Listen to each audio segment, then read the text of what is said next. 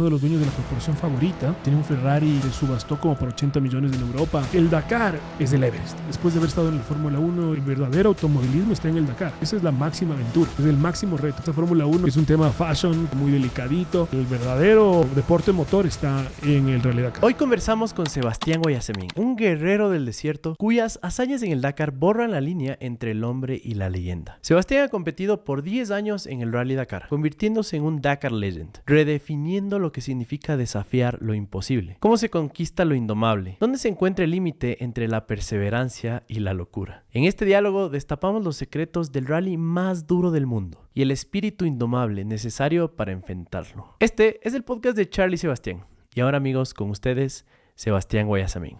¿Qué te llevó inicialmente al mundo del rally? ¿Qué significó para ti tu primera carrera del Dakar? Cuéntame un poquito este bagaje de cómo llegas a competir. Chuta, tenemos que irnos para eso, hay que retroceder el cassette al lado A Date. y tirarte para... O sea, porque en realidad yo no vengo de una familia de pilotos.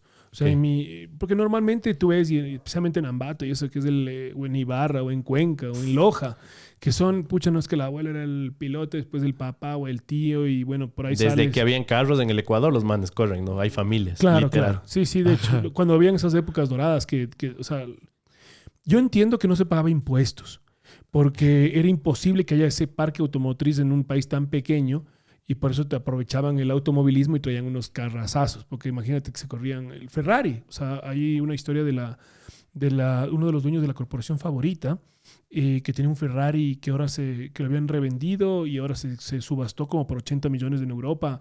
O sea, esos carros habían acá en Ecuador. Entonces, bueno, yo no vengo de esa línea, digamos, genealógica donde habían esos recursos tampoco.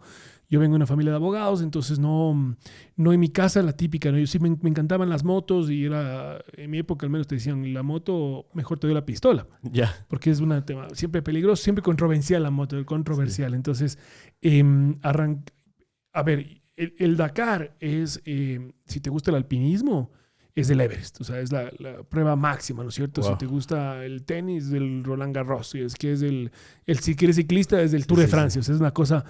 Y claro, o sea, lo ves así súper a distancia, porque era París-Dakar, entonces empezaba en París, la noche, empezaba el 31 de diciembre en el Arco del Triunfo, y tú dirás, bueno, Dakar es la capital de Senegal, cómo cruzaban los autos, bajaban por carretera, se subían en un barco y se internaban en el desierto africano y recorrían eso, Libia, Marruecos y terminaban en Dakar, que es, como te decía, la capital de Senegal.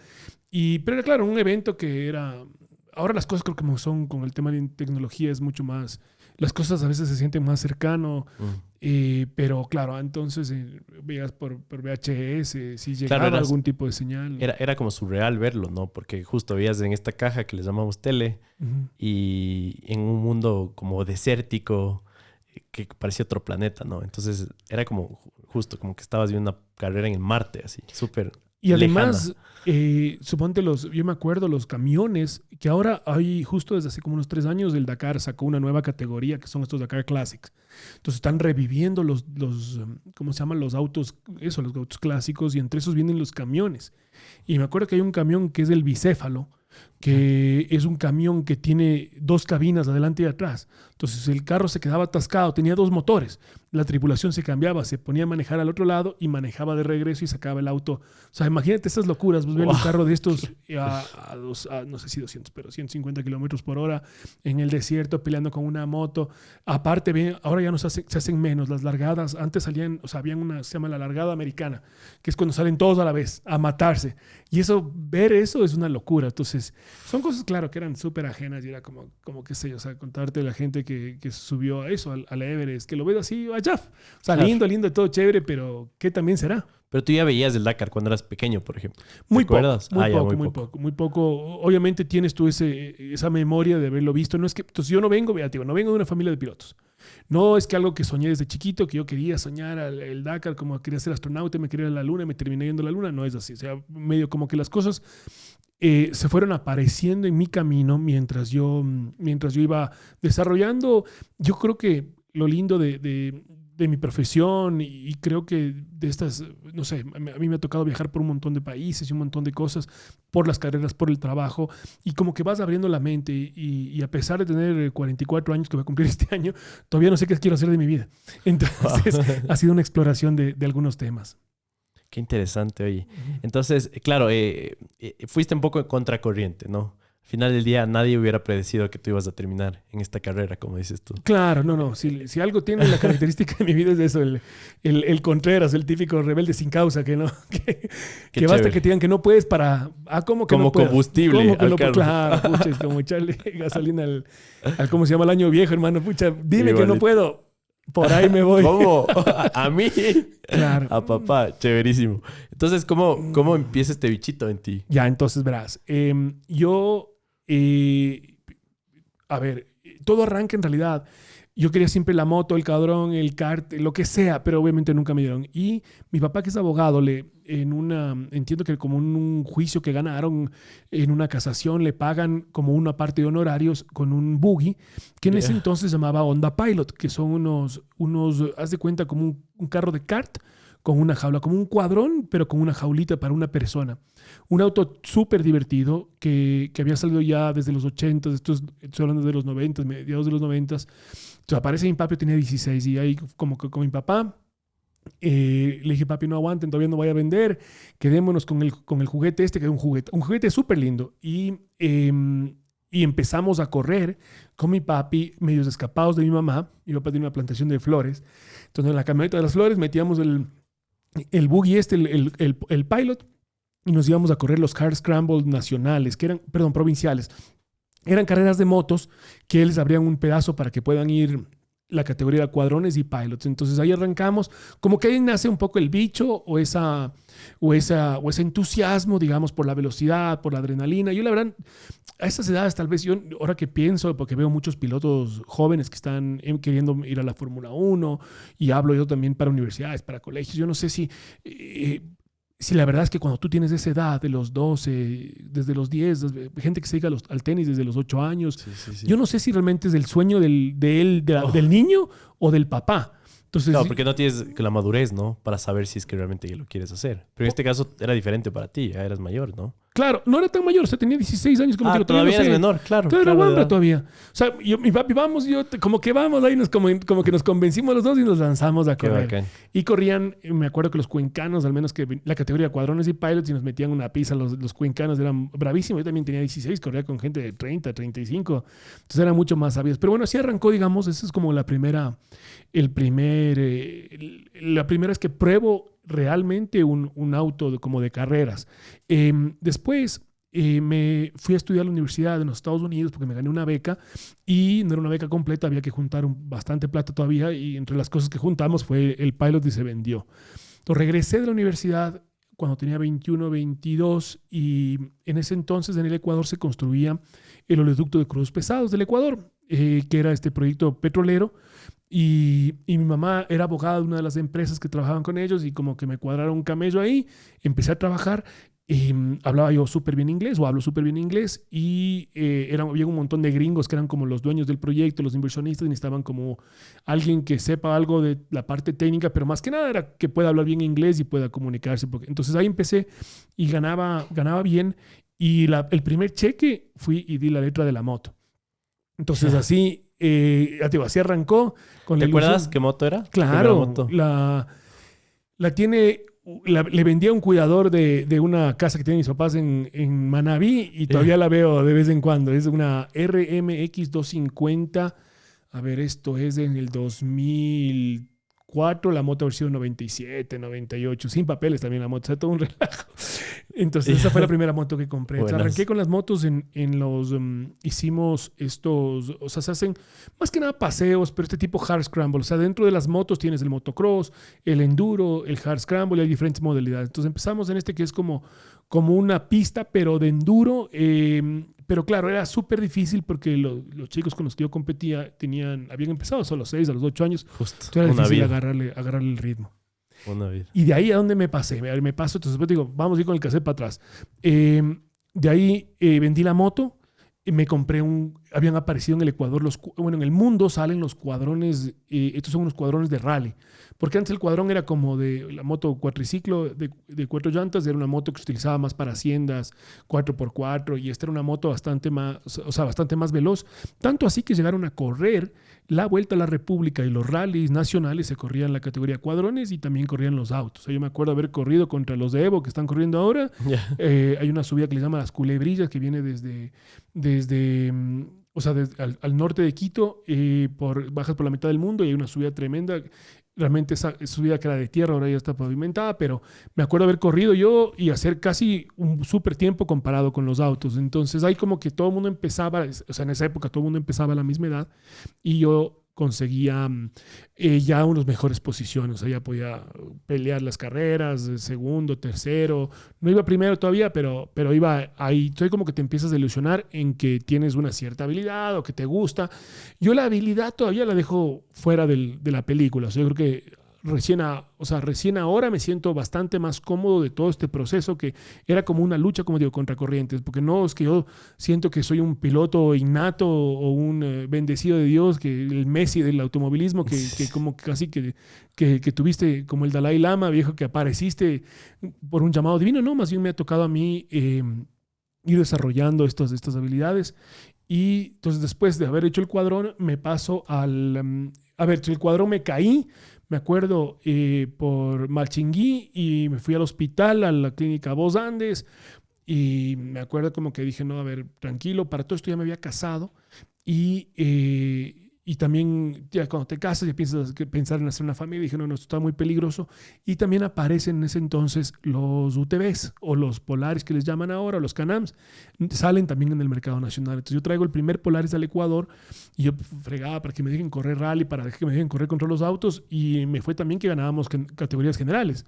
Y me fui a correr en Colombia, ya me fui primero. Y para todo esto, mientras yo andaba en mi desarrollo de mi búsqueda personal, el Dakar, que se hacía en África, se pasa a Sudamérica. Hay un problema con Osama Bin Laden, que hay una amenaza terrorista, sí, se suspende y los que se ponen pilas son los argentinos. Yo le conozco al tipo y al papá que trajeron y dijeron, epa, aquí hay una oportunidad, y traen el evento para Sudamérica.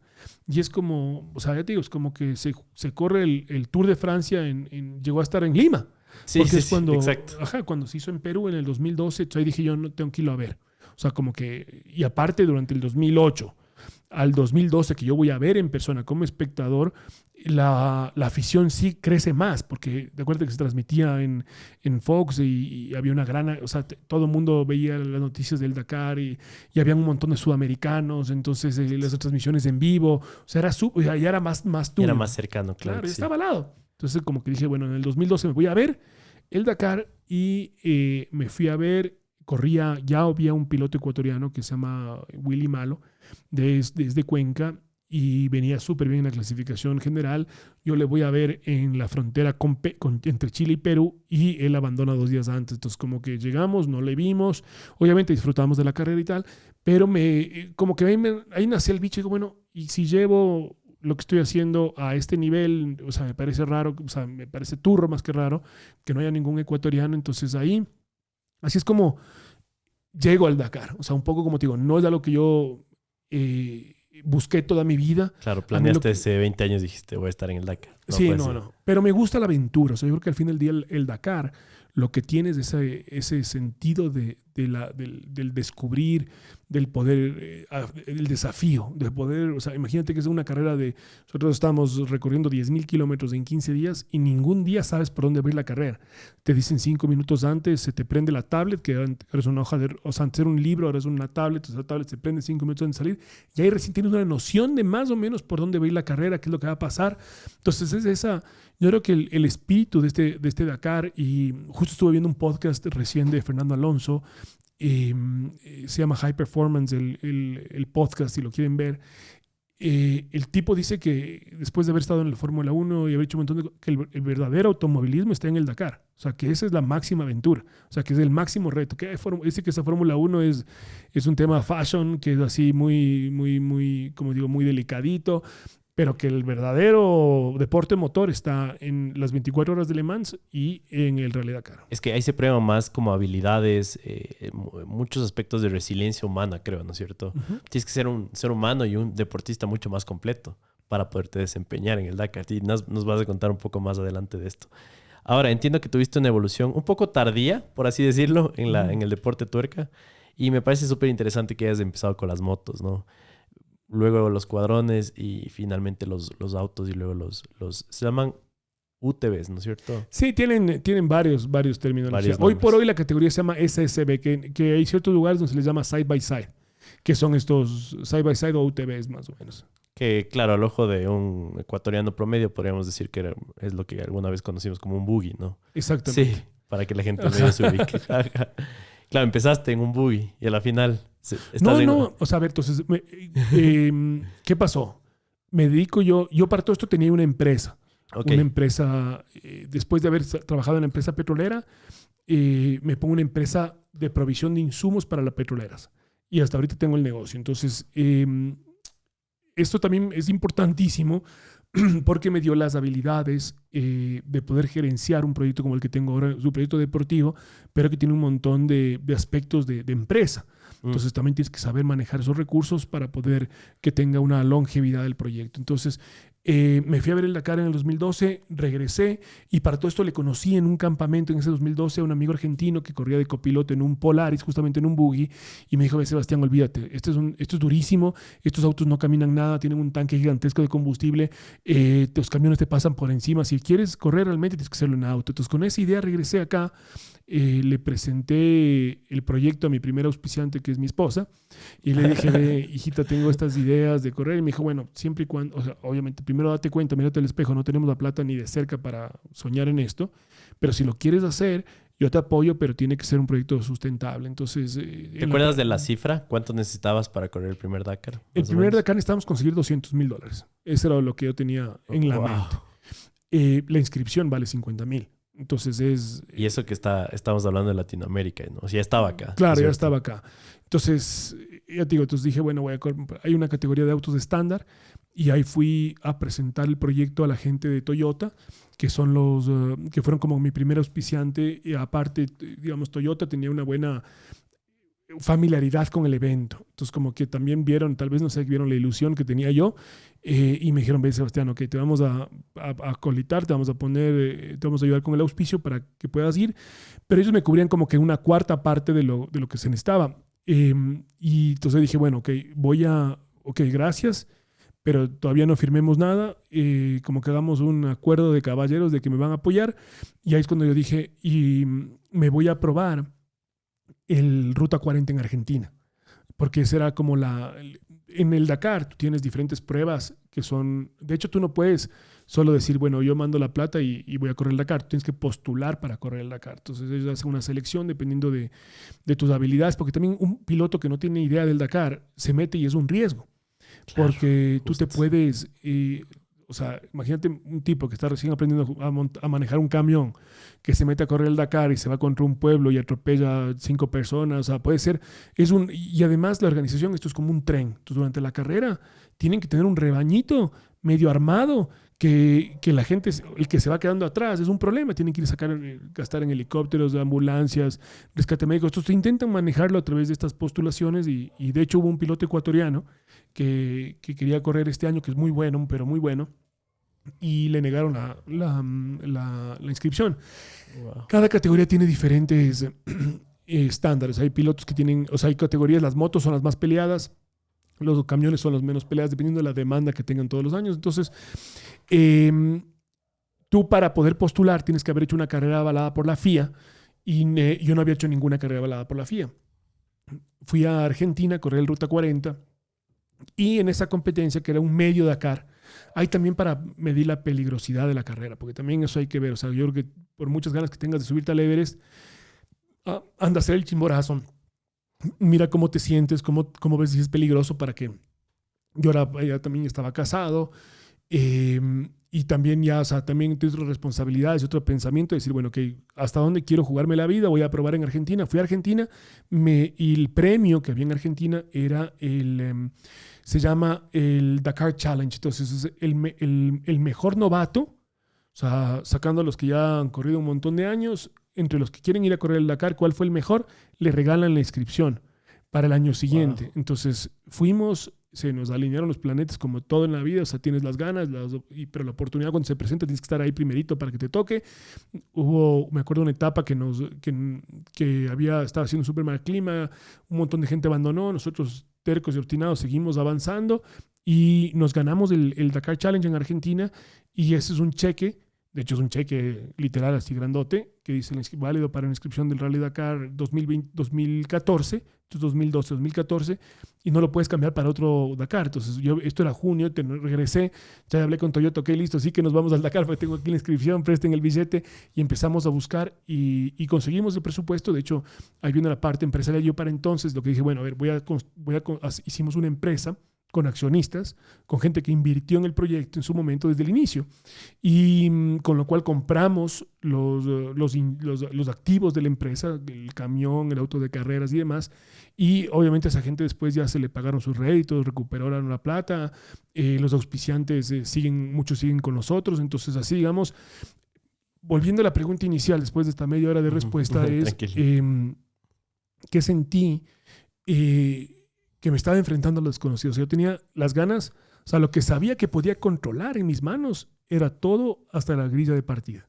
O sea, todo esto más o menos lo tenía claro. Estabas en tu zona, por así decirlo. Ajá. Tenías de la experiencia. Sí, sí. De la bandera de salida en adelante no tenía ni idea en qué me estaba metiendo. Tenía una noción de lo que hicimos en Argentina, pero la verdad es que es otra cosa. O sea, todas estas carreras que hay a nivel mundial tienen una cierta proporción, pero el Dakar te mete 2 cachetadas en los primeros 5 kilómetros y es cholito, aquí esto es para machos. Entonces, así avanzamos y terminé abandonando en el 4.º día de una carrera de 14 días. Volví con el rabo entre las patas, pero con esa picada de decir, ¿cómo que no puedo? Ok, espérate que me voy a preparar un año más, y así es como arranqué. Qué bacán historia, Sebas. Espero que la gente que nos esté escuchando recuerde que podemos decir que fuiste la primera persona en autos. Sí, el primer piloto del Ecuador en autos. Qué chéverísimo. Y claro, viendo hacia atrás tu carrera, ya vamos a ir más adelante a hablar de esto, pero entiendo que vas 10 años corriendo en el Dakar. Eres un Dakar Legend, que es un honor que muy pocas personas tienen en el planeta. Y tengo algunas preguntas por ahí. Yo he conversado con muchos deportistas y estamos en un país malo bien en vías de desarrollo todavía. Y es muy difícil conseguir financiamiento acá. Es creo que la principal queja de cualquier deportista de alto rendimiento. No existe la infraestructura en sí en el Ministerio del Deporte como para proveer con los recursos para que un deportista consiga este financiamiento. Pero siento que tú le agregaste un valor que pocos lo han hecho, ¿no? Sabías realmente cómo administrar y crear una empresa para hacer el deporte que más te gusta. Así que cuéntame un poquito, primero, si es o no un reto justamente conseguir estos fondos, pero al mismo tiempo creo que tú eres el vivo ejemplo de que se puede, ¿no? Uh-huh. Hay que saber moverse, ciertos conocimientos, también un tema de ser muy resiliente, de buscarla. Entonces no sé si nos cuentas un poquito de este proceso. A ver, efectivamente justo tuve una entrevista hoy antes de venir acá con una radio en Guayaquil y siempre me preguntan esto. O sea, yo creo que el Dakar en sí ya es un reto enorme, y además de eso, eso es un mes de carrera. De ahí tengo 11 meses del otro reto, que es conseguir los recursos económicos para poder ir. Entonces ha sido un viaje largo, donde hemos tenido, como tú dices, la parte, pues digo, siempre hablo yo mucho de la parte administrativa y la parte de la formación, porque es importante tener eso de saber armar un proyecto que sea sostenible, que fue la promesa que le di yo a mi esposa cuando todo este sueño apareció. Yo no tenía ni idea que me iba a cambiar la vida y que hoy por hoy esté dedicado casi 100% al auto, o sea, sí, 100% al automovilismo y cualquier otra chauchita que caiga por ahí, pero a esto me dedico y de esto vivo. Entonces, a ver, efectivamente, nosotros, si no eres fútbol, estás jodido. O sea, si no eres fútbol, el Richard Carapaz le tocó. Viste que el Richard Carapaz, el otro día estaba leyendo que no hace ninguna entrevista. Yo no sabía, le conozco, que él no da ninguna entrevista a ningún medio ecuatoriano, porque nadie le abrió las puertas cuando él estaba en la lucha. Y las 3 entrevistas que habrá dado ya se le quejaban de que habla como español. O sea, la gente es tenaz. Y ahora estuve viendo justo en la página de Instagram me parece que es de Vistazo o de Estadio, después de la pelea del Chito Vera que perdió en la final. O sea, los 50 comentarios son negativos. O sea, también, no solo ya la empresa, sino que la gente también dedicada a la aviación. ¿No? Entonces, pero bueno, volviendo a tu pregunta, ¿qué pasó?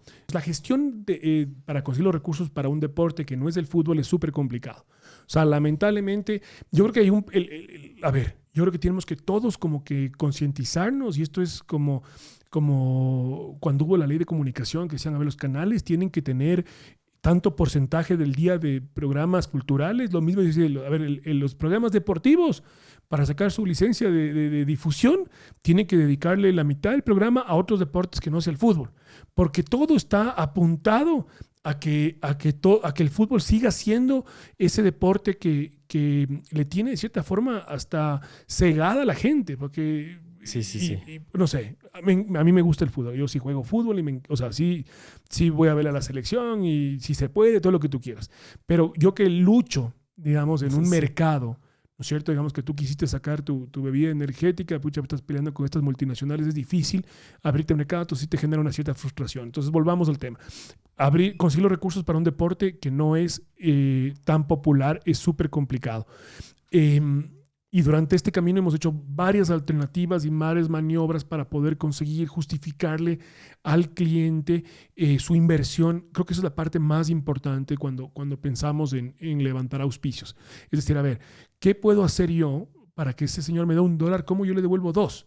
Aunque sean intangibles. O sea, ¿en qué tipo de servicio puedo yo prestarte para que tú... Y la verdad, estaba viendo justo una entrevista de CNBC del Toto Wolff la semana pasada, que hablaba sobre los auspicios de la Fórmula 1. O sea, es el cherry on top. O sea, el sticker en el auto es lo último. Claro, lo último que tienes que fijarte. O sea, hay un proceso atrás de activaciones, y también hay en este mismo, te invito a que lo veas, está ahí en CNBC, salió recién de la Fórmula 1, y a Nico Hülkenberg le entrevistan, el tipo dice, de mi tiempo, el 70% estoy haciendo cosas comerciales. Claro. Y el 30% manejando. Entonces, cuando te das cuenta de que esa es la industria, yo también, como te digo, tuve la suerte de estudiar en los Estados Unidos y te expones a la industria deportiva de Estados Unidos, donde son realmente los reyes.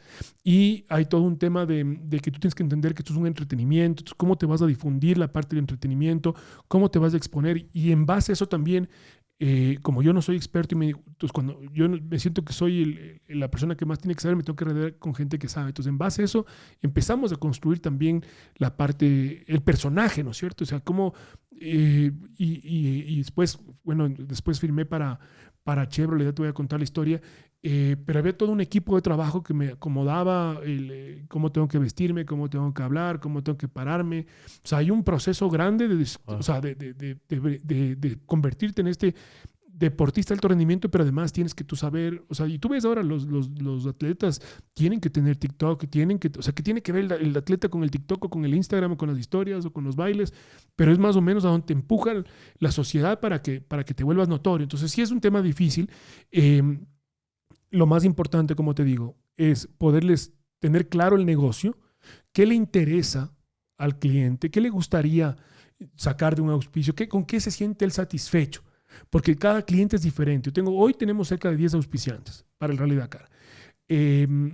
Que cada uno de ellos tiene una necesidad, tiene una cultura, tiene una ideología, tiene un diferente tipo de cliente, cómo quieres que le hablemos a ese cliente, y en base a eso tú vas desarrollando un negocio donde dices, ok, bueno, me das a mí $1 y yo te voy a devolver 2 de esta forma que van a cumplir las satisfacciones tuyas. Entonces, en base a eso empiezas a construir, y yo como tengo una experiencia, para esto ya había sido emprendedor o empresario durante más de casi 10 años antes de empezar, 9 años. Entonces ya tenía una noción de la parte impositiva, de la parte del IES, y con eso empezamos a construir la empresa. Claro, me parece fascinante porque, a ver, como te digo, representando a un grupo de ecuatorianos promedio, la gente ve los auspicios de los deportistas y dice, wow, o sea, le debe caer bien, le deben ver como un gasto. O sea, la gente no entiende que al final del día es un reto tan grande que las marcas tienen que verlo como una inversión. Y como dices tú, ese es el reto, ¿no? Que lo vean como que en serio van a ver una devolución de alguna forma de este dinero que es desembolsado para el deportista, ¿no? Entonces, justo citándole al Toto Wolff, y que creo que esta serie de Drive to Survive también hizo un muy buen trabajo en mostrarnos que al final del día no solo son pilotos, sino un deportista de alto rendimiento. Creo que es uno de los seres humanos más completos que hay. Tiene que ser carismático, como dices tú, saber desenvolverse en público, aparte un deportista en diferentes áreas, etcétera, etcétera. Justo lo que decía el Toto, que siento que tiene una exposición muy parecida a lo que él ha pasado, es que él dice que toda la vida está en el mundo del emprendimiento y que en efecto el emprender ya es un reto de por sí solo, pero que emprender en carreras es como un doble o triple reto, porque creo que no hay un emprendimiento más retante que el cronómetro, decía él, ¿no? Sí, creo que es la misma entrevista que vimos. Es una locura, porque al final del día yo siento que en el mundo del emprendimiento incluso hay muchas formas de inflar un poco el ego de uno y decir, tenemos estos laureles o estas ventas o lo que sea, que al final del día es difícil validar si es cierto. Pero al final del día, cuando te paras de la grilla y estás en igualdad de condiciones hasta cierto punto versus personas de todo el planeta, creo que ese es el mayor reto que existe. Entonces es impresionante que tú hayas logrado todo esto teniendo en cuenta que otros deportistas de alto rendimiento a nivel mundial tienen un equipo detrás que les hacen todo esto, ¿no? O sea, eso solo asoman a las cámaras nomás. Sí, Tú tienes que estar ahí frenteando todos estos temas. Entonces, mi admiración completa de mi parte. Y sé el reto que es, pero qué bacán poder tenerte acá y darles una pequeña seña a la gente de que es posible, ¿no? O sea, es un trabajo fuertísimo, pero se puede hacer. Sí, o sea, yo creo que... Y a ver, entonces ahí te cuento también que tengo una fase de speaker. Yo también hablo para universidades, para empresas. Me llevan ahora de consultor para ciertos directorios de empresas importantes a que les cuento un poco desde mi perspectiva cómo resolvemos ciertos problemas, el temas de trabajo en equipo. Pero tengo siempre esa pregunta que me hacen, al menos los chicos jóvenes. Bueno, y Sebas, ¿cómo puedo ser un deportista? ¿Cómo puedo ser piloto? Y a mí, la verdad es que yo siempre hablo del tema de la educación, o sea, del tema de la universidad. Y tú ves que estadísticamente atletas que han culminado sus estudios superiores tienen un mejor performance en la parte deportiva porque tú puedes administrar mejor tus recursos. Y no estamos hablando solo de la plata, estás hablando de la administración del tiempo, del poderte relacionar, de poder expresar mejor tus ideas. Entonces hay un proceso, lo que tú dices del atleta que solo se asoma para las cámaras, es porque ya está en la cima. Pero estamos hablando de la gente que está abajo, ¿no es cierto? Que quiere soñar, que está luchando, que realmente... Yo siempre le digo a los guambras, es como, dile no a las drogas y no dejes la universidad, o sea, acaba la universidad, porque son herramientas importantes que necesitas para hacer cualquier cosa en tu vida. Yo creo que también el tema del deporte, como sociedad, o sea, no sabes tú la cantidad de plata que se ahorrara el Estado si invirtiera más en deporte, en temas de salud, por darte un ejemplo. Solo lo que gasta en el IES, en hospitales y demás, si nosotros podemos tener una más conciencia de la importancia del deporte en la juventud. Y de ahí también va el tema de los problemas sociales. O sea, ¿cuánta gente podría haber estado en otro camino que no sea la delincuencia si hubiera dedicado al deporte? El deporte te enseña actitud, te enseña a trabajar en equipo, te enseña a tener disciplina. Y sabes tú que me dedico al trago o el deporte, pero si estás motivado, aunque seas el campeón de la Liga Barrial, es importantísimo para todos. Entonces yo creo que el deporte es una pastilla que se le puede dar a la sociedad, que le puede curar de un montón de males. Entonces como que y ahí vamos, volviendo al tema de los auspicios, tú tienes que encontrar esos valores. El deportista tiene un montón de valores. O sea, así te caiga mal como persona, el ciclista o el que sea, tiene en su esencia una disciplina y unos valores que yo creo que muchas empresas les encantaría tener. Y aparte, como tú te pones a ver del otro lado de la empresa, ¿cierto? Yo soy el dueño de una empresa de lácteos. Es súper importante. En el Ecuador, ¿cómo yo escojo a quién le pongo que sea mi cara? O sea, tú te vuelves el spokesperson, tú te vuelves el embajador ponerle un rostro a algo que te costó 30 años construir. Y este tipo sale y hace alguna barra basada en la calle y te puede exponer a tu empresa. Entonces esa parte es una relación súper delicada, donde los dos están así. O sea, el deportista está necesitando la plata para sus recursos, así sea para el Mundial de Pádel o del ajedrez o lo que sea, y el otro por ahí le gustaría, pues sabe que si se mete en el fútbol es un deporte que también tiene más estructura como industria, que tiene más exposición, que por más de que tu equipo le metan una goleada este domingo, juega el próximo domingo y se recupera. Entonces, hay toda una parte que uno tiene que empezar a estudiar y hacer un análisis de mercado, como toda empresa, como dicen, las fortalezas, las debilidades, las oportunidades, el FODA, ya me olvidé el nombre, fortalezas, oportunidades, debilidades y amenazas. Y amenazas. Entonces, tú en base a eso dices, ok, ¿dónde estoy ubicado aquí? ¿Qué tengo que mejorar? ¿Qué tengo que hacer? Y es todo un business plan. O sea, hay una parte importante y a lo mejor si no tienes esos recursos, hay un montón de gente, un montón de profesionales en el Ecuador que te pueden apoyar como deportista a formarte y a darle esa adición de saber vender tu proyecto. ¿Estás cansado de tener que utilizar diferentes herramientas para organizar tu vida personal y profesional? Con Notion puedes hacer todo esto en un solo lugar, desde un blog de notas hasta un planificador de proyectos. Notion lo tiene todo. ¿Tienes un equipo? Notion es perfecto para trabajar en equipo. Con herramientas de colaboración en tiempo real, puedes compartir tus ideas y dar seguimiento al progreso de tu equipo en un solo lugar. ¿Necesitas personalizar tu espacio de trabajo? Notion te permite personalizar cada página para que se adapte a tus necesidades. Agrega tablas, listas, galerías y más. Todo en un solo lugar. ¿Quieres estar al tanto de tus tareas y proyectos? Notion te permite establecer recordatorios y fechas límite para que nunca te pierdas algo importante. Notion es la herramienta todo en uno que necesitas para organizarte y ser más productivo. Y ahora tiene inteligencia artificial, que funciona más o menos como ChatGPT, pero con esteroides. Pruébalo hoy y descubre todo lo que puedes hacer. Si te estás preguntando cómo empezar con Notion hoy mismo, te vamos a dejar un enlace como comentario fijado y en la descripción para que puedas registrarte y comenzar a organizar tu vida hoy mismo. Me callo y permito que sigan viendo este increíble contenido, pero aprovecha Notion hoy mismo. Abajo. Justo hoy más de noche voy a jugar fútbol. A mí también me encanta el fútbol, pero siento que el país se merece reconocer un poco más del resto de deportes, ¿no? ¿Cómo crees que en el país podemos abrir un poco esta cartera de diferentes deportes? No sé si alguna vez has reflexionado sobre esto, pero creo que somos desde los individuos que debemos cambiar un poco nuestros hábitos y entender que el mundo es mucho más que el fútbol. Que ojo, como dijiste tú y a mí me gusta mucho, pero hay muchas otras cosas que podemos ver también. A ver, las glorias más importantes del deporte ecuatoriano no son futbolistas. O sea, quieras o no, pasamos 3 años de embobados en las eliminatorias para que con la suerte jueguen 3 partidos en el Mundial y se regresen a la casa. Entonces, hay todo un negocio que está detrás que ocupa demasiado, invade muchos espacios. Entonces, como sociedad, ya te digo, los medios de comunicación tienen que dar una más oportunidad de difusión, más espacio para los deportistas.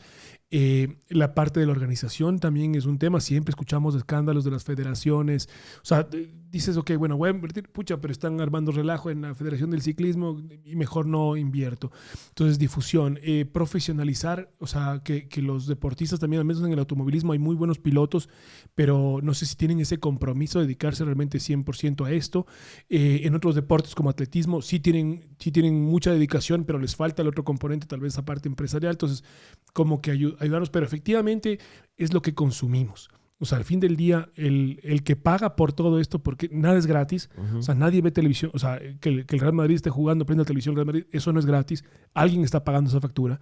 Entonces, es como el uso de las redes sociales, o sea, hay alguna empresa que se está beneficiando de que tú estés viendo ese fútbol. Entonces, mientras se mantenga ese círculo de ¿cómo te puedo decir? De una cierta adicción al fútbol, porque ya le tienen enganchado al consumidor con eso, yo le puedo seguir jalando y le sigo alimentando fútbol y prende la radio de fútbol y va a la camiseta de fútbol. Entonces, creo que como tener una conciencia, que es cada vez más difícil tener conciencia, ojo, por el tema de las redes sociales. Entonces, yo creo que, pero uno tiene que decir, bueno, ¿sabes qué? Todo el mundo sabe que hacer ejercicio es bueno, ¿cierto? Sí, todo el mundo sabe que debe comer sano, pero no come sano y no haces ejercicio. Entonces, es como decir, ok, bueno, voy a hacer ese esfuercito y me voy a interesar. ¿Qué más habrá en el Ecuador? O sea, ¿qué más hay?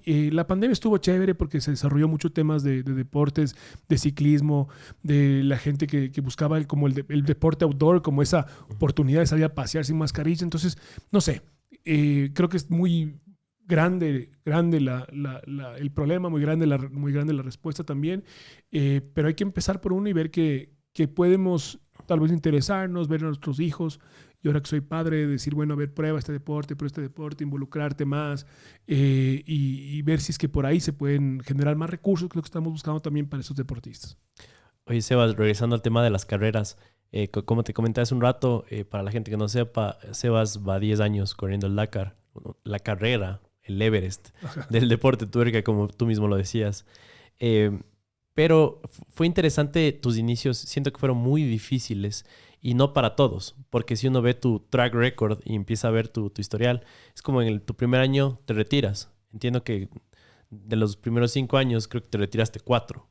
Entonces, quisiera como entrar un momento en tu mente y tratar de entender cómo tomabas tú esos hasta cierto punto fracasos, pérdidas, y cómo es que llegaste a seguir corriendo. Porque mucha gente es como, wow, un Dakar cuesta 200,000, me saco el aire un año trabajando para conseguir auspicios y al cuarto día se daña algo en el carro, comete un error y se acaba todo.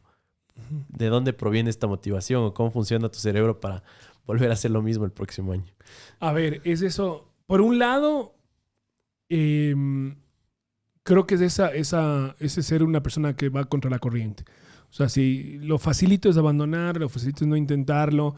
Entonces, cuando fui a mi primer Dakar, que me retiré el cuarto día, me quedé picado. Y a mí me gusta ver qué tipo de solución, o sea, verás, aquí en el automovilismo pasa mucho.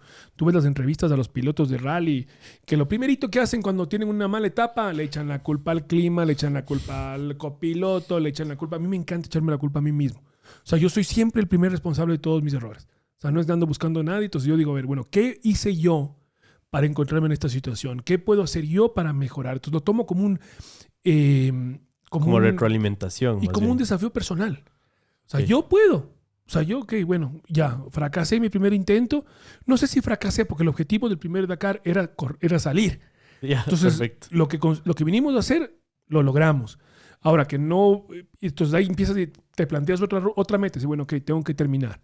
Entonces me acuerdo que después del primer Dakar, dije, no, pues, si yo no conozco nada del Dakar, necesito rodearme de gente que conozca mucho del Dakar y que realmente se sientan que es un compromiso, que a ellos también sea parte o sea, que el resultado que ahora va a ser terminar el Dakar sea algo que les beneficie a todos y que todo el mundo se sienta comprometido con ese resultado, no ganar el Dakar, no, terminar el Dakar. ¿A quién le sirve terminar el Dakar? Y gente que tenga más experiencia que yo. Entonces, en ese entonces le conocí a Mauro, que fue mi copiloto durante algunos años, que él tenía 5 Dakares encima y no había terminado ninguno. Entonces dije, bueno, este tiene experiencia y por razones de la vida no ha podido terminar. ¿Ok? Súmate. Había otro equipo de mecánicos argentinos que estaban también creciendo. Entonces también querían tener un protagonismo mayor en el rally. Y entonces digo, bueno, yo también necesito más experiencia. O sea, por lo visto no tengo ni idea de nada. Entonces me fui a correr el campeonato ese 2014, aprovechándonos también de la situación económica en Argentina, porque $1 era mucha plata ya. Entonces me salía relativamente económico correr en Argentina. Entonces dije, bueno, si quiero parte de estos 200, tengo que subir el presupuesto a 250 o a 300 para poder gastar durante el año y prepararme y entrenarme y conocer más del auto y conocer más del equipo. Y fuimos. Entonces fuimos en un proceso donde yo cambié de copiloto con un copiloto más experimentado. Fuimos a correr en Argentina, que es donde la mata del automovilismo en Sudamérica. Y ese año salí campeón de mi categoría en Argentina, ¿ya? Por mucha constancia.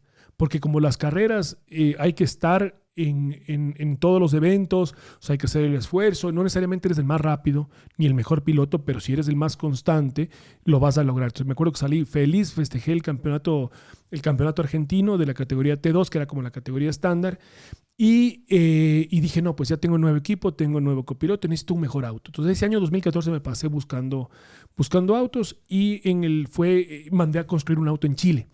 Entonces construí un equipo chileno que me iba a construir el auto allá y tal. A la hora del té me avisan como en noviembre que el auto no va a estar listo. Entonces que no, sabes que para este Dakar no va a estar listo el auto. Yo ya tenía organizado los auspiciantes. Entonces me tocó revivirle al auto que había fracasado el Dakar pasado, que habíamos corrido en ese Dakar Challenge, que habíamos corrido el campeonato. O sea, ya estaba cansadísimo ese auto y dijimos, bueno, Diosito, agua bendita, ojalá podamos terminar. Y de hecho se termina dañando el turbo, creo que en la etapa número 6. Y fracaso en mi intento porque de las piezas que yo ya las tenía pensadas, una que es importantísima, no estuvo lista. Entonces, como ya habíamos mandado a hacer el auto, dije, bueno, entonces tengo que venir una tercera vez para ver si es que logramos culminar el Dakar. Entonces ahí fuimos al 2000, y ahí también viene un paréntesis importante en mi carrera deportiva, que uno tiene que, me encantan los motivadores y hay uno que se llama Víctor Coopers que dice que lo más importante de la vida es que sepas que eso más importante sea lo más importante. O sea, que hay cosas que tienen que irse más allá de todas tus necesidades. Y en ese año, en diciembre, nació mi segunda hija. Entonces, yo sabía que ya el 2016 no me podía ir. O sea, porque no podía abandonar mi casa, tenía que estar ahí. Y eso es lo más importante, tu familia. Entonces yo fui, ya me salté el Dakar 2016. Esto era 2014, cuarta etapa, abandoné. 2015 abandoné en la etapa número 6. 2017 regreso al Rally Dakar, más fortalecido, con el auto nos habían entregado el año siguiente, ya no me sirvió de nada, pero lo probamos un montón y estuvimos haciendo algunos test. De hecho, traje el auto para correr aquí una vuelta a la República y estábamos ahí en desarrollo. Entonces dijimos, bueno, ahora vamos a correr el Dakar 2017, pero sabiendo que esa promesa, porque tus objetivos también les prometes a tus auspiciantes. O sea, también les dices, vean, señores, vamos a terminar el Dakar este año. Sabiendo que si no terminaba mi tercer Dakar, seguramente no estaba sentado aquí. O sea, esa es la parte importantísima de ese escalón que había que dar, porque ya nadie te va a creer que si vas ofreciendo, no, este año sí vamos a terminar el Dakar, vamos a ser el primer ecuatoriano en terminar un Dakar, total, no lo logras, hubiera sido algo también penoso para mí mismo. O sea, para decir, chuta, yo ya me cansé de probar las cosas, pero bueno, fuimos al 2017, nos costó muelas, porque se corría era Argentina, era Paraguay, Argentina, Bolivia y Argentina. A más de 4.000 metros de altura, todo fallaba, nos caían unas tormentas salvajes en Bolivia, en Argentina hacía un calor que te querías morir, pero lo logramos terminar el Dakar. Me acuerdo de unas etapas súper difíciles donde me acuerdo que se nos dañó, te cuento una historia breve, se nos dañó una bomba de la dirección hidráulica. O sea, cuando tú levantas el capó del auto, has visto que tiene una banda que mueve todos los accesorios, esa banda de caucho. Una de las cosas que mueve la banda es el motor de la dirección hidráulica. Entonces, se funde del calor del viejo y se daña y se queda trabado. Entonces, tú vas manejando y tienes que tener siempre un ojo en la temperatura del motor. Es como que lo más importante. Entonces, como el doctor, el paciente está con temperatura al hospital y ahí vemos qué hacemos. Entonces, pilas con la temperatura. La temperatura al aire, paramos a ver qué pasaba y efectivamente la banda esta se había roto, que había por la culpa de esta dirección hidráulica. Y a su vez, como ya no gira la bomba de agua y por ende tampoco enfría el radiador y se hace un relajo. Entonces, bueno, estaba yo botado ahí en la mitad no del desierto, en un río seco por San Juan, en Argentina, y abandonado, porque en el Dakar no te puede ayudar nadie. O sea, los únicos que te pueden ayudar son los otros competidores y el público, pero de que vengan tus mecánicos, olvídate. Peor que tengan el repuesto. Entonces me acuerdo que ya, hecho pedazos ahí, viendo qué vamos a hacer, abandonado, pensaba, y en las ramas mueve como las ramas, como las películas, que será un fantasma, y aparecen dos señores de unos 30, 35 años con un niño chiquito que habían sido como comuneros de una hacienda que quedaba por ahí.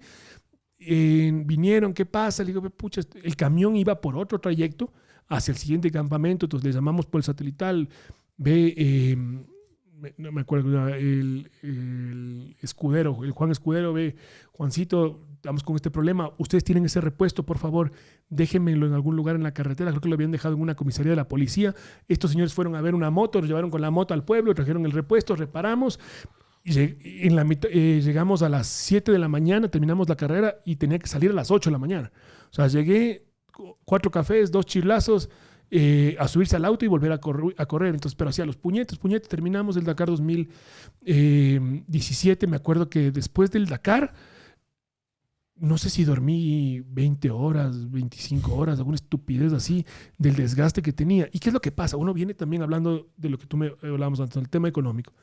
Yo vengo un año trabajando para conseguir la plata, sufriendo. Además, siendo director técnico y desde Ecuador coordinando la fabricación del auto en Chile, los repuestos en Argentina, la logística de cómo vamos a llevar los autos, que los papeles, que los pasos de aduana. Entonces yo para el Dakar ya empezaba hecho leña. Y ya eres padre. Y yo también, claro, Sí. y padre de una nena de 1 año y medio y el otro ya tenía como 6. Imagínate, o sea, me imagino. Ujú. No dormiste mucho ese año y bueno, muchos de estos años, ¿no? Sí. Para poder lograr todo esto. Que quisiera como continuar este hilo en el cual nos cuentas un poquito de highlights y de momentos memorables de los diferentes Dakars. ¿Hay alguna otra historia, otro momento que te acuerdes que haya sido como bastante surreal?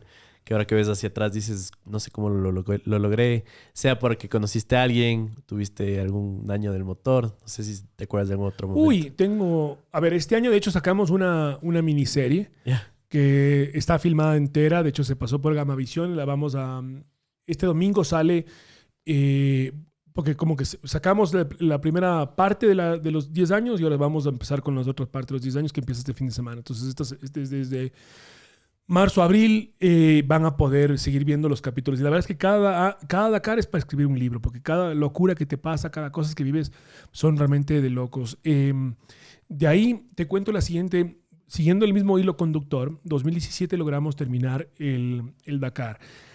Regreso y como que dije, bueno, ya logré.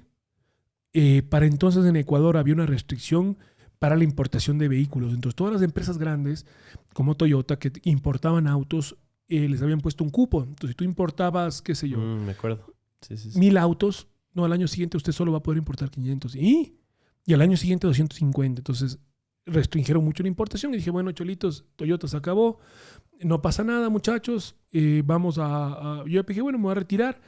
Y me llaman a través de un amigo, hicimos un contacto con la gente de General Motors de Sudamérica. Entonces ellos fabricaban los autos acá, entonces tenían una ventaja, podían vender más autos. Y justo como que el gerente, todo también, como te digo, mucha gente dice, qué suerte este Guayasamín, cómo le dan la plata. Hay que estar ahí. O sea, para que cuando toca la suerte, tú tienes que estar ahí parado al lado de la puerta. Si estás distraído haciendo otra cosa, te jodiste. Entonces, me encanta esa definición de suerte, ¿no? Cuando la preparación se encuentra la oportunidad. sí. Eso dicen que es suerte. No, Y entonces la suerte igual se la busca, ¿no? No es cuestión de que estás echado en la cama rascándote la barriga y que Claro. asoma por ahí, ¿no? Por si deseas, allá hay agüita igual. sí. Y como dicen también, yo mientras más entreno, más suerte tengo. Misteriosamente ha sido directamente proporcional. Entonces, el gerente de marketing manejaba Ecuador, Colombia, Perú, Chile, de General Motors. Estaba justo soñando en esto y me decía, "Ve, yo tengo 2 pasiones, el Manchester United y el Rally Dakar. Y estoy buscando a alguien que venga a correr el Rally Dakar y firmamos un contrato de 3 años que es impensable para un piloto de autos, peor para el Ecuador y además un proyecto internacional. Entonces yo estaba de estar abandonado, de decir, bueno, no abandonado, sino retirado. Vamos a firmar con General Motors y vamos a hacer, a quien le tengo una tremenda gratitud. La verdad es que yo le amo a todos mis auspiciantes que me han acompañado en las buenas y las malas, han estado ahí. Entonces firmamos para hacer yo imagen internacional. Hicimos un lanzamiento en Colombia, hicimos en Ecuador, ruedas de prensa, bombos y platillos. Va el primer equipo sudamericano oficial al Dakar. Y nada, pues voy al Dakar 2018 con toda esa furia. Me dan un super auto, me acuerdo. Teníamos un montón de recursos. Fuimos el primer día y yo meto 5º lugar en mi categoría. Que para mis estándares, que normalmente venían el puesto, si eran 100, yo estaba en el 120. Pucha, 5º lugar era lo bestia. O sea, venía, creo que el anterior año había hecho un 50, 60, un puesto 60. Yo estaba 5º en mi categoría. Entonces venía pecho inflado, primer día de carrera. Segundo día de carrera. Dentro del automovilismo hay unas reglas que no están escritas, pero es como las reglas de los pilotos que todo el mundo respeta o intentan respetar, entre las cuales están la primera: si alguien te alcanza, tienes que dejarle pasar, porque como no salimos todos a la vez, sales 1 minuto cada uno, si es que alguien viene atrás tuyo, la norma es y se dice auto alcanzado, auto pasado. Tú tienes que, si te alcanzaron, date un lado porque el tipo viene más rápido que tú. Es otra regla. Si ves a alguien parado, ayuda. Para preguntar de lo que sea. Porque a lo mejor te va a pasar a ti mañana y vas a necesitar esa ayuda. Entonces, si ves a alguien parado, paras, preguntas, ¿todo bien? Bajas a ayudar, lo que sea. Y la tercera es, no se puede recuperar el tiempo perdido. ¿Ok? ¿Por qué? ¿A qué se refiere esto? Si tú tienes un accidente, si tú tienes un desperfecto mecánico, no puedes, vamos a hacer este ejemplo. Digamos que tu velocidad promedio en una carrera de 5 horas es de 100 kilómetros por hora, ¿cierto? Si tú tuviste que estar parado 1 hora arreglando el auto, la única forma de recuperar ese tiempo es que tú hagas la siguiente hora a 200 kilómetros por hora. Que a 200 kilómetros por hora, primero te vas a matar, sí. El auto se va a destruir y o sea, físicamente no puedes recuperar el tiempo perdido. ¿Ya? Claro, incluso creo que tienes un cupo, o sea, unos tiempos que cumplir, ¿no? O sea, mínimos y máximos, ¿no? Uh-huh. Tienes como una hora de entrada y de salida, entonces hay algunas razones por las que no puedes recuperar este tiempo. Ajá, justamente. Pero esto es el tema de la mente del piloto. O sea, okay. Es como para ponerles un freno también, ¿no? Sí, o sea, es ¿cómo te puedo explicar? Esto de que no se puede recuperar el tiempo perdido, o sea, si perdiste tiempo en carrera, cuidado, súbete tranquilo al auto, amárrate, ponte el casco, no salgas como loco porque no vas a poder recuperar el tiempo que ya perdiste en carrera, sino más bien la vas a terminar cagando peor. Y de hecho, eso fue lo que me pasó. Entonces yo, etapa número 2, venía quinto en la etapa número 1.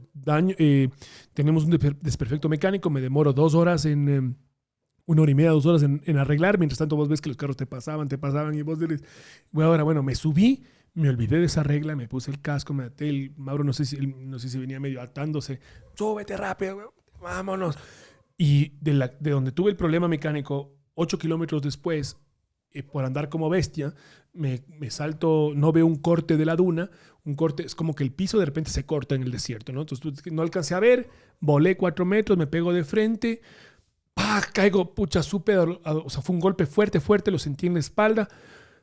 Y digo, bueno, se apagó el auto, me acuerdo, el auto no estaba tan bien, como que prendo el auto, no, como que no quería prender. Y por el intercom ni siquiera le vi al copiloto, ¿no? Mauro, ¿cómo estás? Vamos. Y el tipo no me respondía, Mauro, ¿qué hacemos? ¿Cómo le ves al carro? ¿Le sientes que...? No me respondía. Mauro, me dice Sebastián, no siento las piernas. ¿Cómo te queda el ojo? Qué hijo de madre. Claro. Ese es un tipo que había venido corriendo 4 años conmigo. Somos súper amigos. Yo pasé fin de año en la casa de él, le conozco a la esposa, a las hijas. Y el tipo así, Sebas, no siento las piernas. Para, que no puedo mover las piernas, no las siento. Entonces ahí te das cuenta que todo... Tu ilusión, tu emoción, las ruedas de prensa, el show, todo lo que tú quieras, estás jodido. O sea, estás con una situación súper complicada. Entonces me bajé del auto. Corres primero a poner algo en la parte de arriba de la duna para que no venga otro y se te caiga encima. Lo bajé del auto, vinieron alguna gente que nos vino a ayudar y hay un botón rojo dentro del auto que tú aplastas este botón rojo y estás fuera de carrera. O sea, es el botón de rescate. Entonces, cuando tú llamas al helicóptero, aceptas que estás fuera de carrera y viene un helicóptero a acudirte. De hecho, vino el helicóptero, lo sacaron al Mauro, lo llevaron a Ica, me parece que era el hospital cerca, después lo mandaron un avión ambulancia a Lima y tenía 3 vértebras fracturadas. Finalmente se terminaba recuperando, era como que del shock, de la compresión que tuvo en la espalda. ¿No? Aparte, el piloto viene vas viendo el accidente. Claro, como que aprietas sí. Para poder aguantar el golpe. El otro viene así. O sea, como claro, no sabe lo que... Leyendo el periódico y brum, entonces muscular. Su carrera es la ruta para el claro. De repente un golpe, te vas llevando. Entonces, fue un tema delicado, difícil de digerir en ese momento. Mauro se terminó recuperando del accidente, pero yo estaba ahí imagínate toda la plata que me dieron para correr el Dakar. Era día 2. ¿Cómo regreso al Ecuador? ¿Con qué cara? Después de haber recibido estos recursos y haberme comido la plata en 2 días y medio, entonces, y abandonado nuevamente mi cuarto Dakar, de los cuales había logrado terminar 1, abandoné 4. Entonces, sí, es momentos difíciles que te toca vivir durante la carrera, pero aunque tú no creas, de estos momentos complicados es donde yo he sacado las mayores lecciones de mi vida. O sea, uno aprende mucho más de los momentos difíciles de la vida que cuando estás en la parte más alta. Qué loco. Y es un dilema moral que te entiendo un montón, ¿no? Cómo en un instante se puede acabar todo. Pero al mismo tiempo, qué linda es la vida que nos da chance de tener revanchas, ¿no? Porque entiendo que tuviste algunas y cada vez te va mejor en esta competencia y qué honor poder escuchar estas historias. Solo como para seguir con este tema un poco más emocional, eh, ¿cuál ha sido tu relación en este tema de las carreras con tu familia? He visto videos muy emotivos cuando regresas al Ecuador y ellos te esperan en el aeropuerto. Me parece súper lindo porque es un momento especial, ¿no? Más aún para ti. No sé si me cuentas un poco desde tu primer auspiciante que me contabas, que es tu ñora, cómo fue esto, qué dicen tus hijos sobre este tema. Cuéntame un poquito más. O sea, ahí hablamos ya temas de la importancia del trabajo en equipo y que tu primer equipo es tu familia. Entonces, hoy por hoy estamos haciendo este podcast porque en mi casa mis guavos ya llegaron del colegio, quien está enseñando a ayudar a hacer los deberes, mi esposa. O sea, desde estas cosas pequeñas, digamos así, o actividades que no son tan laboriosas, necesitas un equipo de soporte. Entonces, y no necesariamente en todos los equipos que tú perteneces, yo pertenezco a varios equipos, de mi equipo deportivo, al equipo de mi familia, a mis panas con los que juego, qué sé yo, vóley, tienes diferentes grupos sociales, y no necesariamente en todos eres el capitán. A veces vos eres el arquero o el suplente de ciertos equipos, entonces primero reconocer ese tipo de cosas y durante este proceso la familia obviamente tiene un rol importante. ¿En la casa eres el capitán? No, ni de cerca. Soy el chofer, ¿no?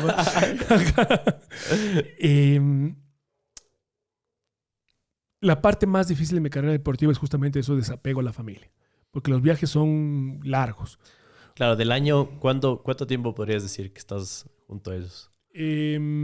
O sea, yo tengo que viajar al menos unos 3 meses, estoy fuera de casa. Ya, Suavito. Justo por tema de carreras. Por las carreras, ¿no? ajá. Y eso durante la semana, estoy que en Guayaquil, que en Quito, que en Loja, que en Puerto Viejo. O sea, sí me toca viajar un montón. Y nada, pues entonces la familia tiene que ser parte del proyecto. El éxito deportivo tiene que convertirse también en un éxito económico. Porque cuando empiezan a tener problemas económicos, vos sabes, los matrimonios, el amor es el primerito que sale por la ventana. Entonces, tienes que conjugar bien las cosas para que este vicio, que mucha gente puede decir, bueno, este es un vicioso de las carreras, tal vez sí, es un vicio, esta adicción que uno tiene por la velocidad, por la adrenalina, como lo quieran llamar, no termine afectando a tu familia. Entonces, es importante que las cosas se hablen bien, que se hablen claro, que yo podía dedicarme todavía al sector petrolero y tal vez hacer un montón de plata, pero no es mi vocación. O sea, hoy por hoy estoy en algo que me encanta, que realmente disfruto hacer, y como es un tema que también hablo mucho con mi psicóloga, porque esa afectación a la familia, dices, bueno, podría estar en mejores situación económica, qué sé yo, paso lejos de mi casa y mis guavos, ¿qué pensarán? Y más bien la perspectiva es que tú estás haciendo algo que realmente le está dando un ejemplo enorme a tu familia. O sea, especialmente a tus hijas, se ve, o sea, lo que estás haciendo, primero les genera un respeto, un orgullo a la familia, el apellido, cuando van a la escuelita, pucha, mi papi es el piloto del Dakar, cuidado. O sea, como que les fortaleces y si tú les explicas bien, es súper importante cuando hablas con los niños, es hablarles como adultos. O sea, no les ocultes nada. Ellos tienen una capacidad de entender increíble. Entonces, si de entrada le dices, verás, el papi se dedica a esto, yo me tengo que ir de viaje y con esa platita es que pago el colegio, que pago que hago las compras en el súper. Entonces son cosas que uno va explicándoles desde pequeñas y son naturales. O sea, mi papá va a trabajar, regresa, aparte le va bien. O sea, es todo un conjunto de cosas que tú tienes que comunicar bien, hablar bien las cosas claritas. Desde el primer día hasta 10 años después, seguimos hablando las cosas claras en la casa. No te digo que vivimos o sea, como te digo, que siempre las relaciones de las familias tienen sus roces, tienen sus cosas. Mis papás me han apoyado, mis suegros me han apoyado y creo que esa es la gran parte del éxito que tengo, es ese apoyo, aunque no vienen nunca ninguna carrera, ojo. O sea, rara vez mi señora ha ido cuando terminé el Dakar 2017, que era mi primer Dakar, viajó a Buenos Aires a recibirme. 2019, después del accidente, regresé con Chevrolet al siguiente año. Logramos terminar el Dakar también a los puñetes, nos costó un montón y fue a verme en el Dakar y de ahí no ha vuelto más. En 10 años, ellas me dio solo ver 2 veces. Mis hijas fueron solo al 2019. Sin embargo, viven muy de cerca la carrera a pesar de que no están conmigo. Sí, y qué lindo. Si es que en unos 10 años una de ellas te dice que quiere correr, ¿qué les apoyas? No, ya me dijo la mayor. No sé, le siento algún deber del colegio. ¿Qué quiere ser de grande? Y la otra dijo, no, yo quiero ser piloto de rally. Chuta, ahí me puse en compromiso. Me encantaría. Y de hecho soy muy amigo de un piloto español que se llama Manolo Plaza, que ha corrido con las 2 hijas de copiloto. Entonces, en su momento sí me gustaría poderlo hacer. Es una experiencia realmente más allá de lo deportivo, más allá de la velocidad. Hoy tengo otro objetivo. O sea, hoy mi objetivo y para lo que entreno y lo que ya lo tengo visualizado es el momento que me voy a subir al podio del Dakar. O sea, ese es el objetivo mío. Entonces, tal vez ahorita no es oportuno, pero después, por ahí... ¿Por qué no? ¿Por qué no? ¿Por Claro. qué no? Qué bacán. Uh-huh. Solo para continuar con la línea del tiempo, que me parece chévere lo que estamos logrando como una historia biográfica tuya en el Dakar. Aplastaste el botón rojo, día 2 de carrera. Todo el esfuerzo, por así decirlo, y bajo ciertos parámetros, sí, se fue por la borda. Uh-huh. Por la salud de tu copiloto en este caso, que era primordial. ¿Qué es lo que pasa el próximo año?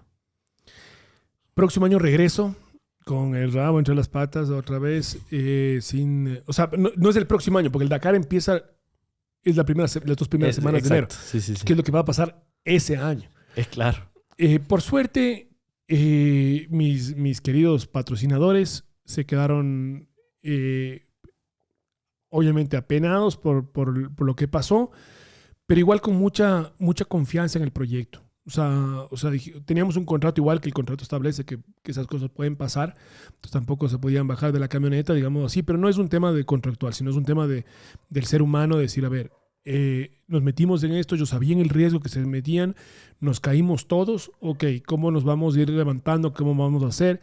Y yo también duplico los esfuerzos. O sea, yo hice cámara hiperbárica, todo lo que podía hacer, tenía un chaleco metálico, corría con faja ese año, o sea, hice todo lo que podía hacer para recuperarme cuanto antes y ese año corrí el campeonato colombiano y el campeonato sudamericano y salí campeón de Colombia y salí campeón de Sudamérica en el mismo año que tuve el accidente, con el mismo copiloto corriendo. O sea, como que, ya te digo, de ahí saqué más fuerza y dije, no, a ver, nos tenemos que organizar y además dije, bueno, ¿cómo le retribuyo a mis auspiciantes? Y dije, voy a correr estos 2 torneos que son grandes, casi pasé todo el año fuera de casa y la voy a sacar adelante, voy a demostrarles a todo el mundo que fue un accidente y que podemos lograr más cosas. Y con esa furia regresamos al Dakar 2019, que en papeles se veía bien porque era Perú, o sea, se corrió solo en un solo territorio. Las dunas más difíciles del mundo están en Perú, pero largo. O sea, a mí me ha tocado correr ahora por todo el mundo y te digo, Perú son las mamás de las dunas. Y tuvimos, me acuerdo, el auto nos presentaba unos problemas, un problema eléctrico, después tuvo un problema igual con la dirección hidráulica que tuvimos antes. Las temperaturas son altísimas, Perú un país durísimo. Y nada, me acuerdo que fue muy complicado. Ese Dakar me tocó. ¿Tú has manejado un auto sin dirección hidráulica alguna vez? Me parece que sí. Claro que sí. Yeah. O sea, es un deporte. O sea, me refiero a que es un ejercicio en sí. Es un esfuerzazo. Sí, es como hacer pesas, ¿no? Muy parecido. Un poco para la gente que nos escucha. Intenta mover el volante sin prender el auto. Esa es la dirección. Exacto. Tienes que colgarte el volante. Ajá. Y hay muchos que no lo pueden hacer. Exactamente. Entonces, a mí se me rompió la dirección hidráulica. Normalmente se divide en 7 días de carrera. ¿Ya? Entonces, como en el 4º día de carrera, se me rompe la dirección hidráulica. Y me tocaba literalmente colgarme y el Mauro ayudarme a mover el volante para poder ir sorteando las dunas. Entonces, yo llegué a la madrugada del día siguiente, que no pudieron arreglar. Y la etapa número 5 era maratón, que se llama una etapa maratón donde no tenemos asistencia mecánica. Entonces me tocó hacer la etapa número 6. O sea, hice la 4, la 5 y la 6 sin dirección hidráulica. Haciendo más de 2,000 kilómetros sin dirección hidráulica, reventado la espalda, reventado los brazos y casi abandono porque por no poder mover el auto y maniobrarlo, me pego contra una piedra, rompí el eje trasero, se armó un drama tremendo y literalmente nos arrastramos a la meta. y logramos terminar el Dakar. Entonces fue una experiencia fuerte dentro de mi carrera deportiva, de superación física, de decir, ok, voy a lograrlo, facilito el abandonar. Siempre esto de los auspiciantes también es interesante, porque cuando tú no debes plata, pero cuando tú le debes, te debes, tu carrera deportiva se debe a otras personas que te han apoyado, te motivas también más. O sea, sabes, o al menos en mi caso, digo, tengo una responsabilidad con estas empresas, entonces tengo que dar mi 200%. Entonces así le dimos, logramos terminar el Dakar en el 2019 y después el Dakar, por temas económicos, se muda y abandona después de 11 años del continente americano y se va para Arabia Saudita, que es donde nos encontramos ahora compitiendo. En 2009 se conoció la primera transacción documentada con Bitcoin. Un usuario intercambió 10.000 Bitcoins por 2 pizzas. Esta transacción estableció un valor implícito en Bitcoin, que en ese momento era menos de un centavo, era 0.001 centavo. 15 años después, un Bitcoin equivale más o menos $30.000. Esto significa que si esa persona no hubiera comprado esas 2 pizzas, se hubiera guardado esos Bitcoins en su billetera, hoy tendría $300 millones. Y damas y caballeros, esto tan solo está empezando. La pregunta es, ¿por qué Bitcoin aumentó tanto de valor? Básicamente es porque es un activo escaso, descentralizado, seguro, asequible, con mucha innovación y de hecho muchas personas lo llaman el oro digital. Además de este contenido, quiero contarte que tenemos nuestra propia comunidad de cripto, que se llama Crypto Savvy, en la que hablamos sobre noticias, tecnología y nuevas y diferentes formas de generar ingresos a través de la blockchain. De hecho, no solo con Bitcoin, sino con las más de 14.000 criptomonedas que existen en la web 3.0. Así que te invitamos a que te suscribas a nuestro canal de YouTube. Nos puedes encontrar como Crypto Savvy en todas las redes sociales. Y así tú puedes aprender más sobre esta tecnología y puedes generar ingresos y acercarte más a esta tan ansiada libertad financiera. Claro, entiendo que hubo incluso en algún momento la oportunidad de que venga por acá, ¿no? Tú debes saber un poco más de eso, pero hubo rumores de que la ruta podía pasar por Ecuador en su momento. Hubiera sido fantástico para la afición de acá, pero creo que quedó en papel nada más de eso. Y ahora es más difícil que nunca, ¿no? Porque ya se regresó a otro continente. Ahora, cambia hacia allá, los presupuestos aumentan. ¿Cuáles fueron los retos de correr en Sudamérica y ahora en el Medio Oriente? A ver, yo creo que siempre un cambio es positivo, porque te invita a reestructurarte, a pensar, a ver qué hacemos. Los presupuestos se elevan, porque ya no es nada de lo que nosotros teníamos aquí como infraestructura nos servía. Era carísimo ir a correr allá, entonces nos empezamos a fijar. En Europa hay un montón de equipos que te dan ¿cómo se llama? Un servicio que se llama Arrive and Drive. Entonces tú llegas y manejas y es súper chévere porque realmente tienen casi todo resuelto para ti.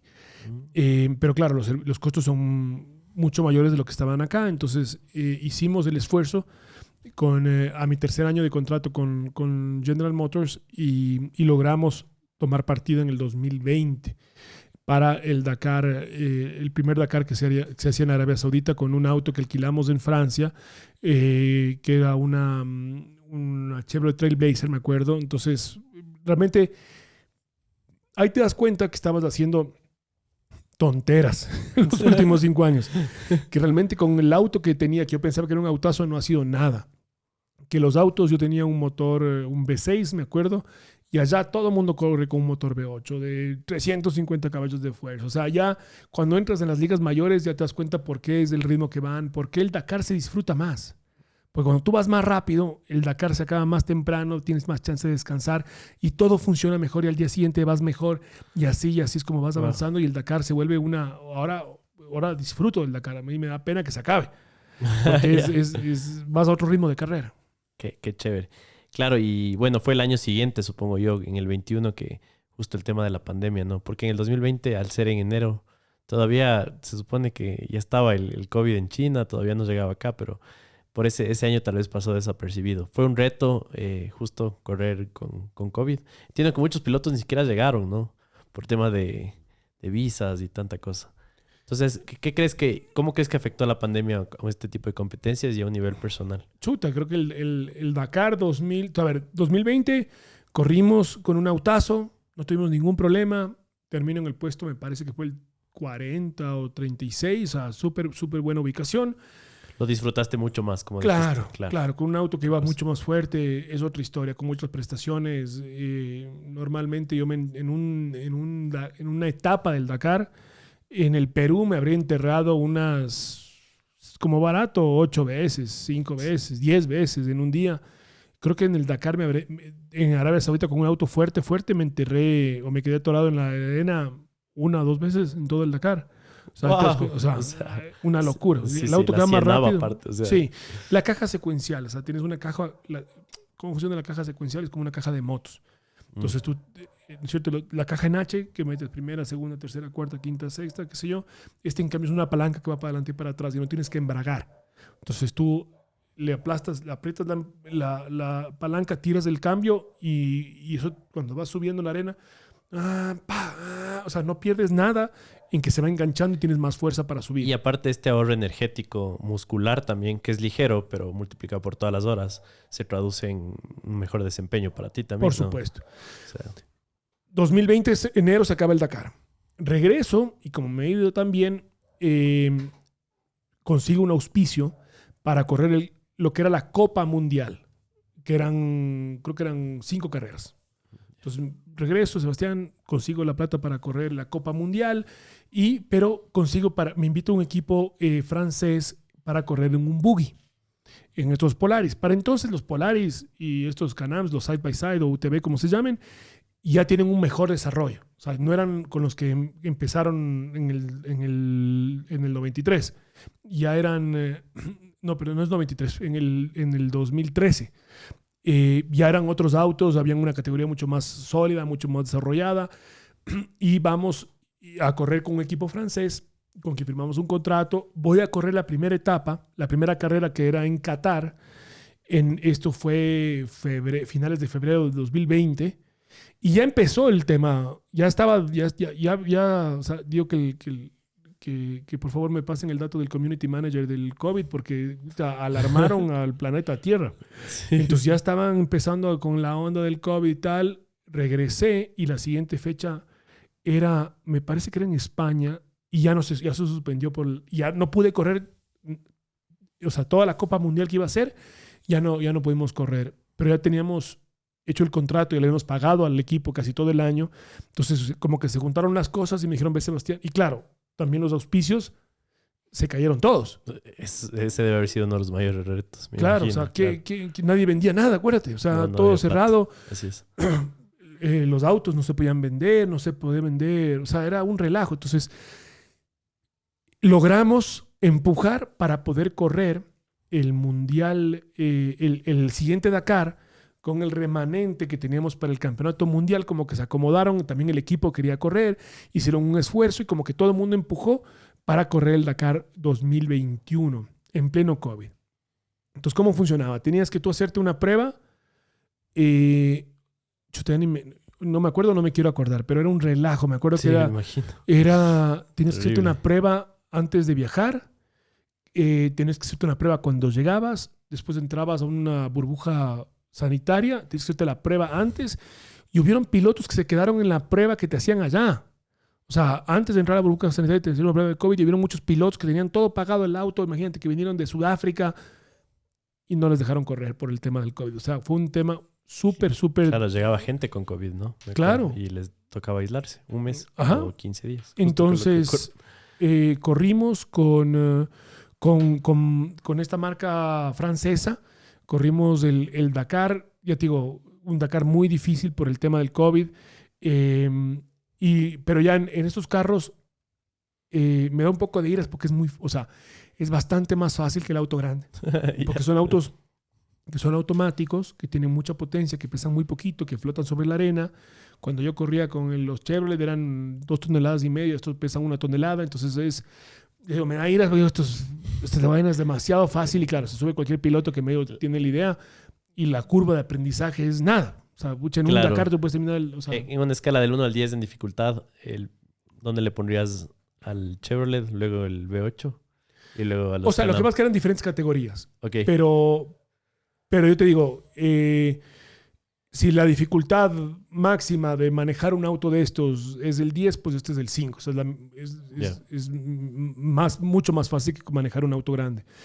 Entonces fuimos con este proyecto, con esta gente de Francia, corrimos el Dakar 2021.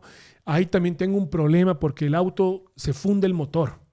O sea, me parece que en la etapa número, no me acuerdo, creo en la etapa número 5 o 6 se funde el motor, no lo pudimos arreglar. Por suerte cambian el reglamento, porque antes cuando tenías un problema tenías que sí o sí abandonar. Ahora te permitían continuar la carrera, no te daban la medalla de finisher, es como que en papeles no habías terminado, pero podías correr toda la carrera. Entonces fuimos, tuve este problema, nos tocó abandonar, pero igual, digamos, completamos el recorrido sin necesariamente tomarnos la foto en el podio de llegada. Pero bueno, creo que lo más importante, más allá de lo que haya pasado en la carrera, era la novela del tema del COVID. Entonces logramos superarlo. Y al año siguiente, que esto es 2021 con el Polaris, 2022 el COVID seguía. O sea, no es que no se había acabado, acuérdate. Claro, estaban las vacunas recién, como de moda, así. Estaban medio saliendo las vacunas, pero sí, estaban con el tema del... Me acuerdo que en diciembre era la versión Delta. ¿Delta era? Sí, sí. Cada cierto, hubo una variación. Sí, sí, sí. Y yo... Hubo un rebrote, alguna cosa así. Ajá. O sea, me voy a pasar Navidad en Estados Unidos con mi familia, tengo mi cuñado que vive allá, y yo me hago la prueba el 24 de diciembre para viajar el 25. La prueba me aguantó para poder llegar y yo después no me volví a hacer el examen, pero yo estoy seguro que me tocó correr con COVID al menos los 2 o 3 primeros días. Obviamente tú no podías ni decir que tenías fiebre, porque el rato que tú ibas a pedir a la farmacia un paracetamol, ese rato el gobierno de Arabia Saudita tenía que el tipo, o sea, para venderte, el tipo tenía que avisar que le vendió y venían y te hacían la prueba. Entonces yo me tocó aguantarme, me acuerdo, 3, 4 días, pero que me quería morir con escalofrío. Con fiebre en el desierto. Sí, y ese fue una cosa titánica. O sea, estarme acostado en la carpa, porque para todo esto hemos dormido casi todos los Dakares en carpa. O sea, imagínate, ¿te has ido de ¿cómo se llama? De camping? Claro, claro que sí. Acampar en general. ¿Sí te gusta el camping? Sí, me encanta. ¿Cuántos días de camping? No, uno. Sí, y al día siguiente, ¿cómo llega la espaldita? Hecho pedazos. Ya, imagínate 15 días o casi 20 días de carpa y además durante el día correr el Dakar.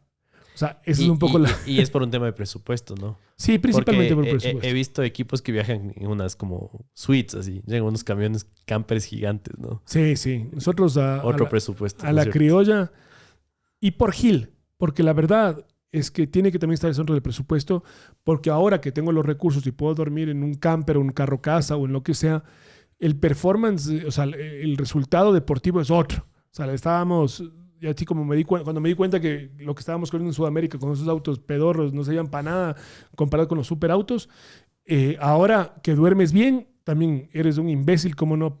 Pero también eso ha sido también la característica de mi carrera, que no he tenido yo con quién conversar.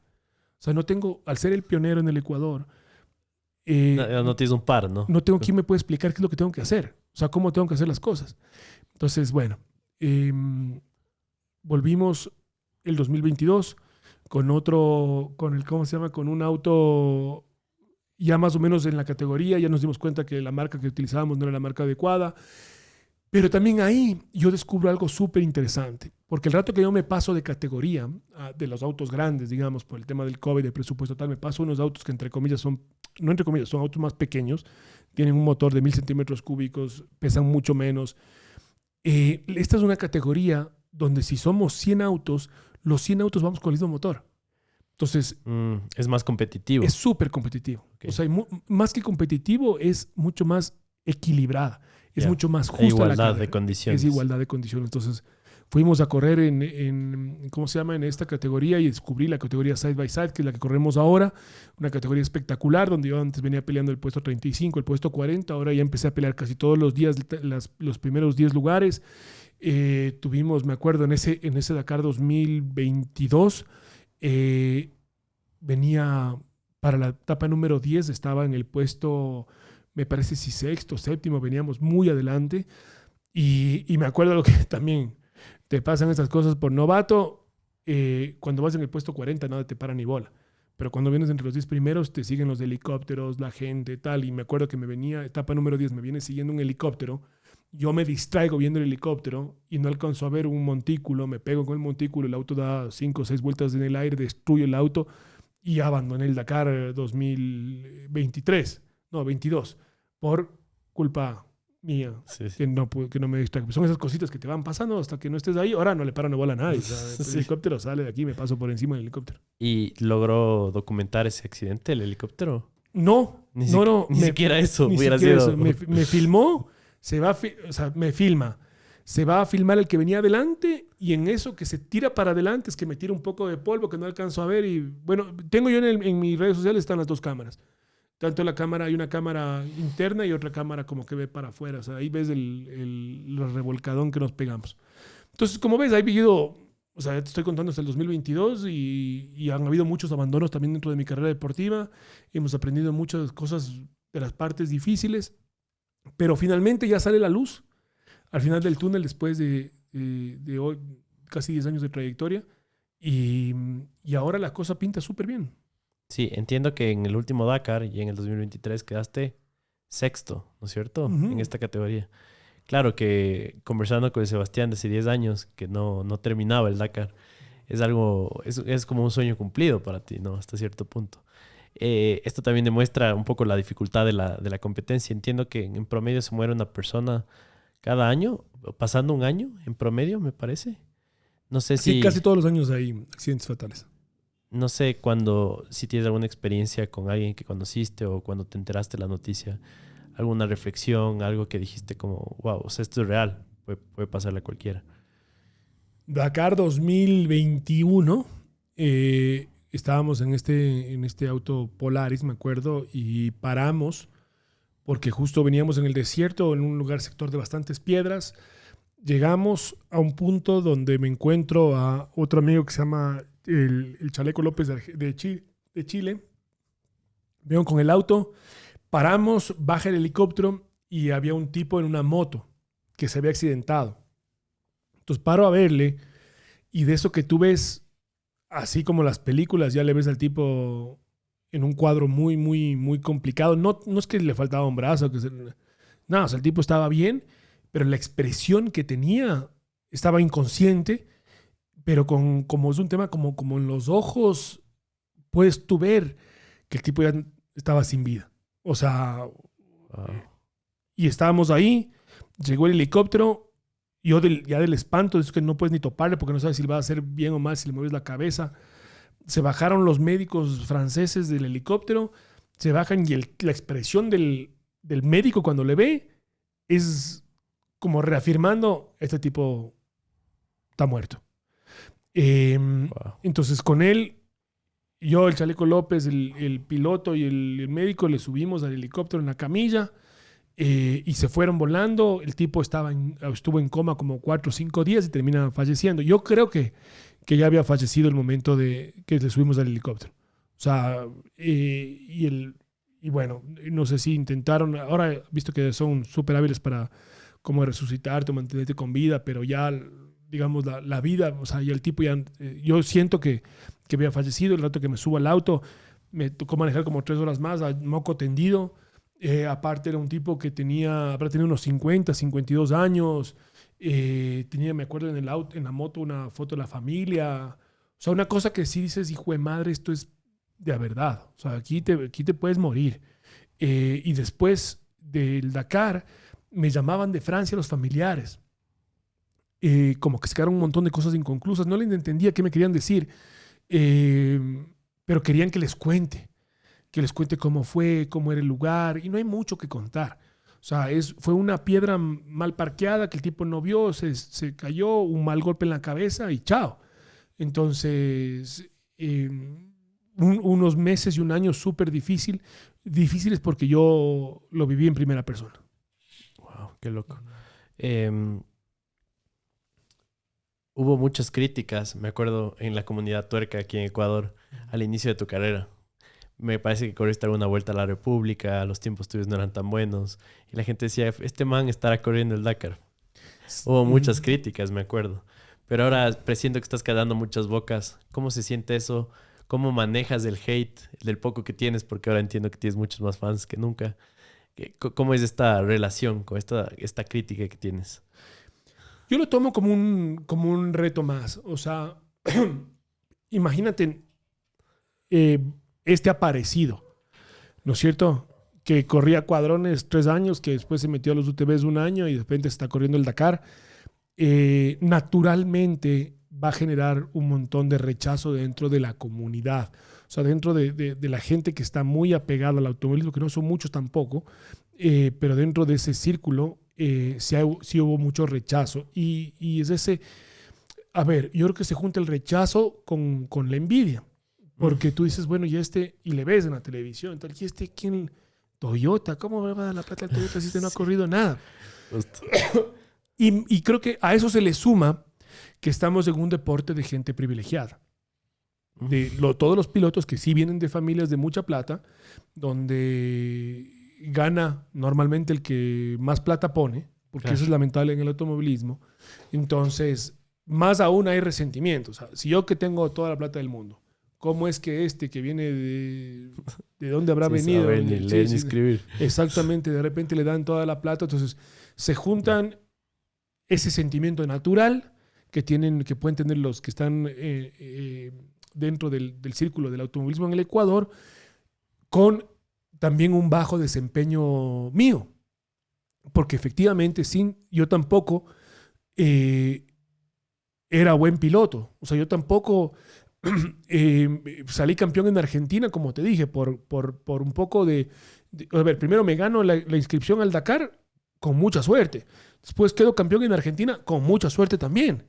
Porque me acuerdo que un tipo que no pudo terminar una carrera o no asomó a la otra, yo sumé los puntos y chao. Pero bueno, en el papel ahí está, y tengo el título en la casa, campeón argentino. Ahí está el cheque de la inscripción al Dakar. Están las cosas, porque cuando toca la suerte, tienes que estar ahí listo para atender y ser el primero que atiende. Entonces es como juntar las cosas. Entonces sí ha sido un proceso difícil porque no deja de afectarte.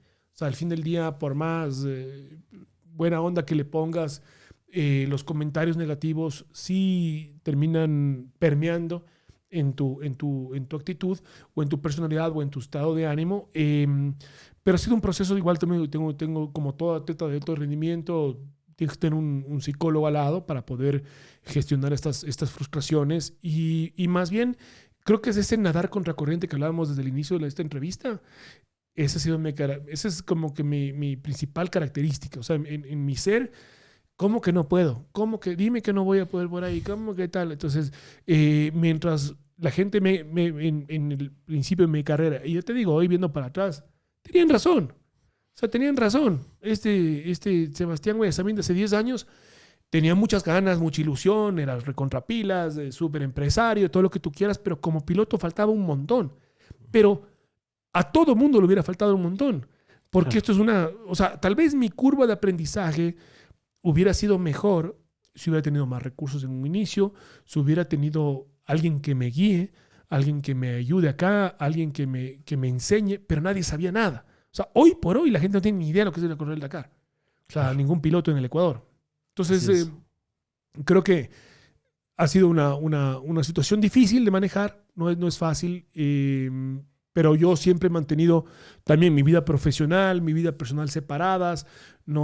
Son temas que yo los mantengo ahí y cierro la puerta donde se tiene que cerrar y se quedan esas cosas, esos malos pensamientos afuera. Yo creo que hasta mi esposa, cuando ve algún comentario, es la que más se enoja a ella que a mí. O sea, yo soy el típico no sé, esa persona que no te quiere saludar, que te encuentras en la calle, yo soy el que me cruzo la calle y voy y le saludo. O sea, sí, le paro, hola, ¿cómo estás? ¿Qué tal? O sea, eso soy yo. Fue súper chévere verte como ya algunos años en la partida con vestimenta de nuestro país, ¿no? Te vi con un poncho. Fue súper chévere verte porque es un poncho que caracteriza este país. Y mi pregunta va más dirigida, ¿cuál es la opinión que tienes sobre Luis Alfonso Chango? Este empresario que es un poquito polémico, admirado por muchos. ¿Cómo hiciste clic? ¿Cómo fue hacer negocios con él? ¿Qué opinión se merece de tu parte? Realmente es una persona excepcional. No es que sea mi auspiciante, pero yo he tenido la suerte de juntarme, que aparezca en mi camino el abogado Luis Alfonso Chango, porque es sin duda un ejemplo de superación, pero a otro nivel. O sea, yo creo que todo lo que tú puedas pensar, a ver, pensemos en los autos de carrera, ¿ok? Yo, que estoy en Quito, que estudié en un colegio internacional, que tuve unas oportunidades de estudiar en la Universidad de los Estados Unidos, ya solo por eso yo estoy en la largada de la carrera. Estoy salí mucho más adelante de donde salió Luis Alfonso Chango. O sea, tú tienes que entender que tal vez una persona de clase media o alta en el Ecuador tiene un montón de oportunidades que no las estamos viendo. O sea, tú tienes una idea de negocio y vas a encontrar a alguien que te ayude a ¿cómo se llama? En tu colegio, algún pana de la universidad, que te ayude hasta a pensar, que te ayude a salir. O sea, nosotros ya partimos de otro punto de salida. Completamente. Luis Alfonso Chango viene, si tú lees el libro que lanzó el año pasado, que se titula Nada es imposible. Si crees que la historia del Sebastián Guayasamín en el Dakar es interesante, esta historia es una locura, porque ellos vendían ajo. O sea, y de salir de ahí a manejar hoy por hoy un negocio de más de $600 millones no existe en el Ecuador esa historia. O sea, porque hasta tú eres como que, lamentablemente, las personas somos fruto de un poco de nuestro entorno, de la gente que nos ayudó, de tus padres, tal. Él sale mucho más atrás, donde no hay ni siquiera un pensamiento mentalmente. Luis Alfonso dice que la pobreza principal está en la cabeza, no, en la mente, en la mentalidad, el sentirse inferior y pensar de manera inferior. Entonces es como que decir, bueno, yo quiero ir para acá, y no solo no les alcanzó un montón de empresarios ecuatorianos y ya les pasó de largo, y no es solo un tema de plata. O sea, además, Luis Alfonso Chango tiene esta pasión, que es este centro cultural y deportivo que se hizo en Tizaleo, que son, cuando yo conocí, eran como 40 hectáreas, ahora son creo que 60 hectáreas, va a construir un estadio, va a construir 2 hoteles. O sea... es la feria más importante que hay, ¿no? En fiestas igual. Sí. Es una locura. Es una locura. Entonces, eso como mi breve homenaje y elogios a Luis Alfonso Chango, porque de donde viene es impensable dónde está. Y no sabemos dónde va a terminar. O sea, realmente el cielo es el límite, y me gusta juntarme con esas personas porque te enseñan realmente que hay formas de lograr lo imposible.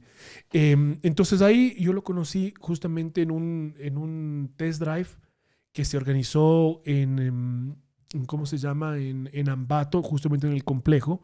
Chevrolet iba a hacer una prueba con unas camionetas ahí. Después fuimos a otra prueba de camionetas, pero esto fue una antes.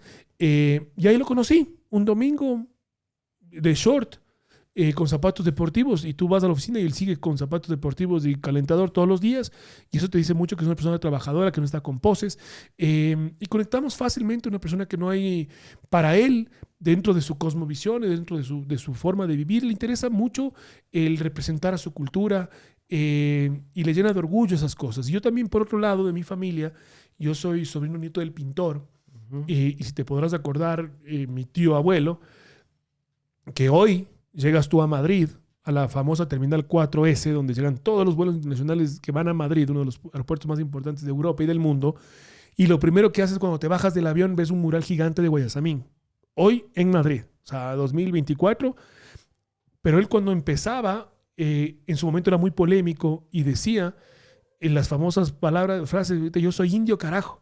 O sea, eso se caracterizaba, y yo creo que dentro de mí también tengo esa responsabilidad al llevar ese apellido Guayasamín, a conocer mis orígenes también, y creo que en esas cosas, creo que empatamos de querer hacer cosas grandes con Luis Alfonso, y él también vio en mí una oportunidad de ser un buen embajador, cuando hablábamos del tema de cómo le pongo una cara y cómo llevo este poncho al otro lado del mundo. Y este año, en el 2024, vamos a estar en 4 continentes, vamos a correr en 4 continentes gracias al apoyo de él. Entonces creo que yo gano más siendo amigo de él que él auspiciándome a mí. Qué bacán. Uh-huh. Sebas, ¿qué se viene? Ya nos contaste, vas a estar en 4 continentes. De aquí, proyección el próximo año, próximos años en el Dakar, en esta linda industria del automovilismo. Verás, en el automovilismo tú tienes algunos torneos, y lo que en su momento era una Copa Mundial, ahora se transformó en lo que es el campeonato mundial. En automovilismo hay 6 campeonatos mundiales. O sea, tú te metes a la página de la FIA, que es como la FIFA del fútbol. Y tú en el fútbol tienes ¿cierto? La Libertadores, que la Copa América, que la Copa de Clubes, que la Conmebol, y tienes lo más alto es el Mundial de Fútbol, ¿cierto? Entonces lo mismo funciona en el automovilismo. Tienes el torneos de karting nacionales, regionales, que por marcas, que el rally, que tal, que todo lo que es automovilismo, pero ya cuando ya escalas dentro del escalafón, tienes tú los torneos más altos, que son 6 torneos. El uno es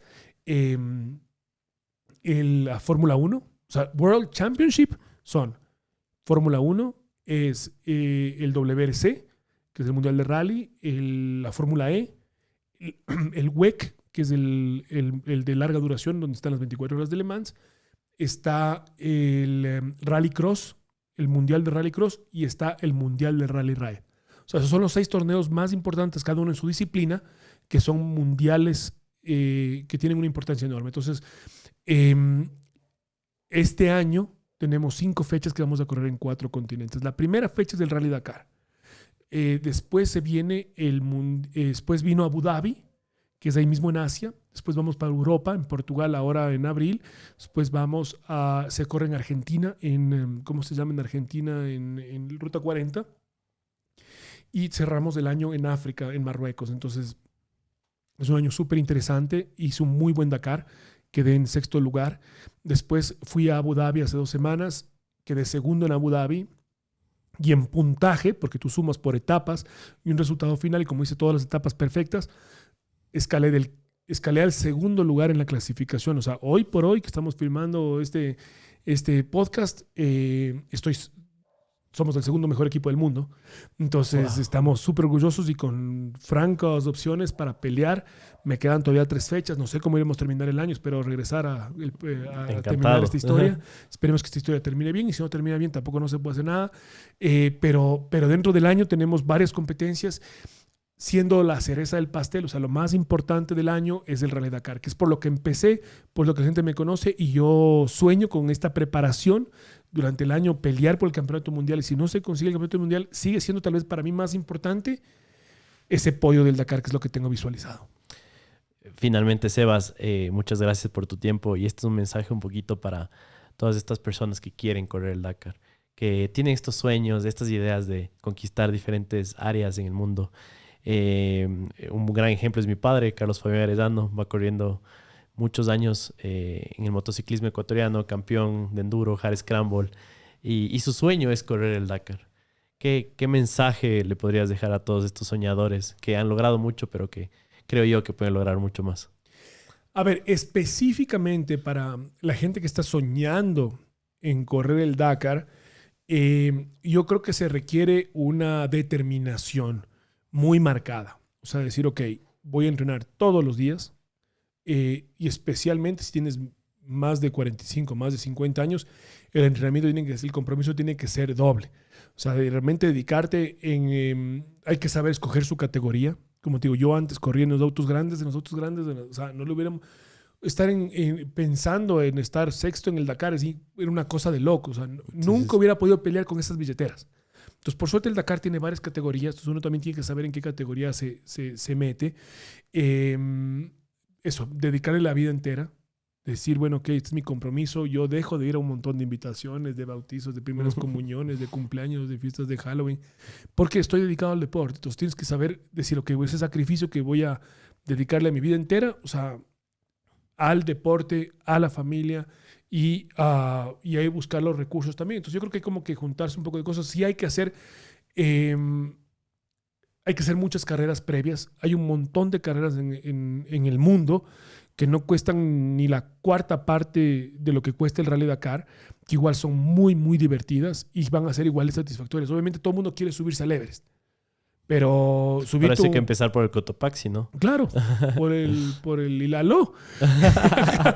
Entonces, es importante hacer ese trayecto, o sea, hacer pruebas en África, manejos, tal, hasta que tú puedas realmente sentirte cómodo, para que no vayas a botar la plata tampoco. Porque por mucha plata que tengas, si vas a correr el Dakar, puedes fracasar, como he fracasado yo un montón.